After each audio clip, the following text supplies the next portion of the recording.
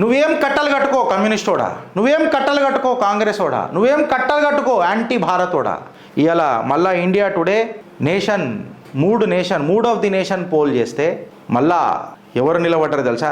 3 సంవత్సరాల ఎలక్షన్ల తర్వాత 3 టర్మ్ల తర్వాత మళ్ళా ఎన్డీఏ సర్కార్ ఉత్తరప్రదేశ్లో యోగి ఆదిత్యనాథ్ సాక్షిగా దేశ్ కా ఉపయోగి యోగి ఆదిత్యనాథ్ సాక్షిగా మళ్ళీ ఎలక్షన్ గెలవబోతున్నది అని చెప్పి mood of the nation poll చెప్పింది. Mood of the nation poll ఏం చెప్పింది అని అంటే, ఇప్పుడు ఎలక్షన్ జరిగినా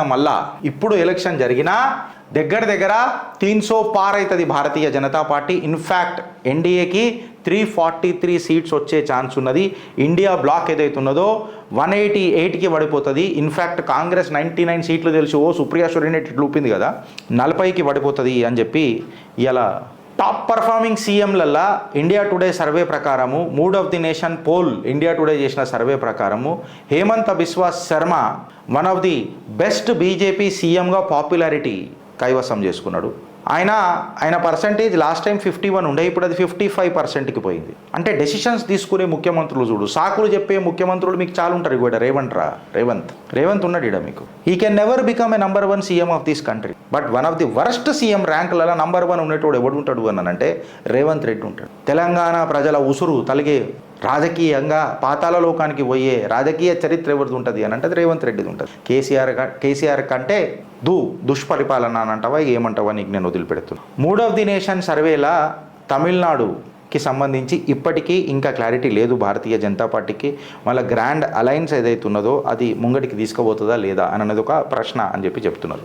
మూడ్ ఆఫ్ ది నేషన్ జరిగినప్పుడు 300 పార్ అని నేను చెప్తున్నప్పుడు బీజేపీకి ఇప్పుడు కేవలం బీజేపీకి అక్కడ కూడా సీట్లు తీస్తే 281 సీట్స్ అంటే బహుమతి చేస్తుంది అని చెప్పి ఇండియా టుడే సర్వే చెప్పింది. రే ఇది బయటికి రాదు, ఏ ఛానల్ మాట్లాడదు.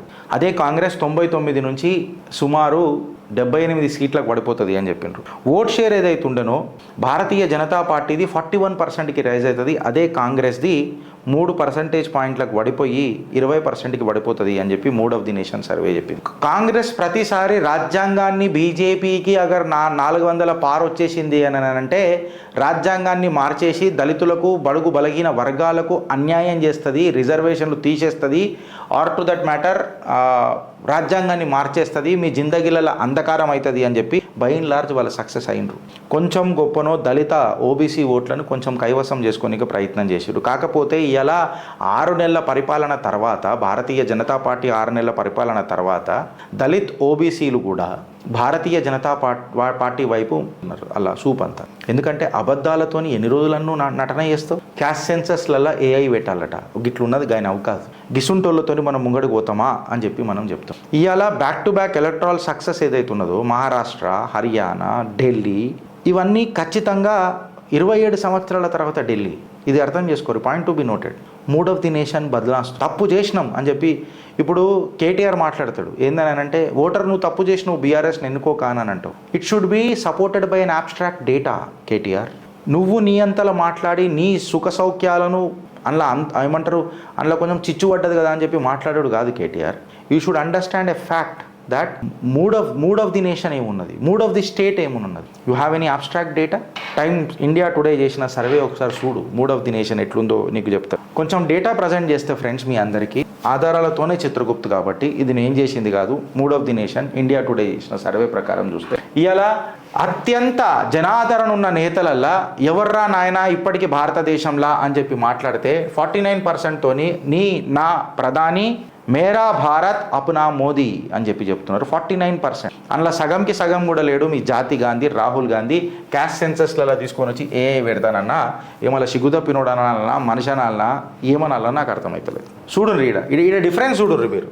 50%లో కూడా లేరు. దాని తర్వాత నరేంద్ర మోడీయే ప్రైమ్ మినిస్టర్గా ఉండాలా అని చెప్పి హర్యానా స్టేట్లో తీస్తే 51%, రాహుల్ గాంధీకి 41%, మళ్ళీ హర్యానా ఆలదే.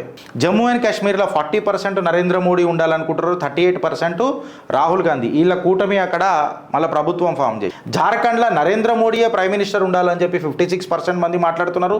రాహుల్ గాంధీ ప్రైమ్ మినిస్టర్ కావాలని 35% మాట్లాడుతున్నారు. మళ్ళీ జార్ఖండ్లో కూడా ఈ ఇక ఏమంటారు, ఇక వీళ్ళ కూటమే.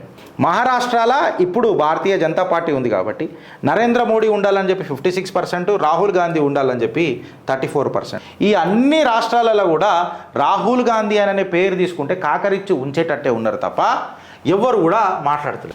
నెక్స్ట్ పిఎం ఎవరైతారు రాబాయి అని చెప్పి మాట్లాడితే కూడా ఆడ కూడా 2022లో నరేంద్ర మోడీకి 53%, 2023లో నెక్స్ట్ ఇయర్ చేస్తే కూడా 53%, ఆగస్టు 2023లో చేస్తే కూడా 53%, ఫిబ్రవరి 2024లో చేస్తే 55%, 2% పెరిగింది ఇడ.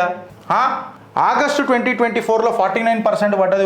మేము గెలిచిపోయినామని చెప్పి వీళ్ళు కథలు పడ్డారు. మనం అంతా అదే కాంగ్రెస్ది తీసుకుంటే 9%, 14%, 16%, 14%, 22%. ఈ పెద్ద మనిషికి మీకేమైనా పొంతనున్నా ముఖంలో అద్దంలో చూసుకుంటే తప్ప. ఇక మీకు చెప్తాను, బెస్ట్ పిఎం సోఫార్ ఎవరు అని చెప్పి మాట్లాడితే మోదీ గారు, వాజ్పేయి గారు, మన్మోహన్ సింగ్ గారు, ఇందిరాగాంధీ గారు తీసుకొని మాట్లాడితే మోదీ గారికి 52% వచ్చింది mood of the nation survey ప్రకారం. అదే వాజ్పేయి గారికి 12% వచ్చింది, మన మన్మోహన్ సింగ్ గారికి 12% వచ్చింది, ఇందిరాగాంధీ గారికి 10%. ఇక్కడ కూడా బెస్ట్ పిఎం రేస్లలో ఒక నలుగురిని తీసుకొని చూస్తే అక్కడ కూడా ఎవరున్నారబ్బా అని చెప్పి మాట్లాడితే దేశ ప్రధాని నా నరేంద్ర దామోదర్ దాస్ మోదీయే ముంగలున్నాడు. ఇది నువ్వు నేను మాట్లాడడం కాదు. Trump America visit of our prime minister, అక్కడ కూడా బంగ్లాదేశ్కి భారత్కి ఒక గిఫ్ట్ ఇచ్చిండు ట్రంప్. ఏమన్నాడంటే బంగ్లాదేశ్ ఏం బీక్తవో పిక్కో, ఇక మోదీ చేసుకో. ఆల్రెడీ అర్కాన్ ఆర్మీ ఈయన దాని మీద డీటెయిల్ మాట్లాడా. అన్నోన్ గన్మెన్కి జై. One of the powerful president of the entire world Donald Trump ప్రధానమంత్రి కుర్సీ పట్టుకొని పక్కకు జరుపుతున్నాడు, లాగుతున్నాడు, ఆయనకు సపోర్ట్ చేస్తున్నాడు అని అంటే దేశ గర్వం గర్జించి చెప్పు, మేరా భారత్ అప్నా మోదీ అని చెప్పు. అందుకనే చెప్తా, ఆయన ఉన్నన్ని రోజులు ఈ పార్టీ ఉన్నంత కాలం, ఆ పార్టీకి ఒక సంఘ సిద్ధాంతం ఉన్నన్ని రోజులు, ఆ కాషాయ జెండా రెపరెపలాడుతున్నప్పటికీ నమస్తే సదా వత్సలే మాతృభూమి అని చెప్పి ఆ సంఘ్ పరివార్ శాఖలు నడుస్తున్నంతసేపు నా భారత్ అబ్సల్యూట్గా safe. The bread on our table and our childs are absolutely. Bharat మాతాకి జై.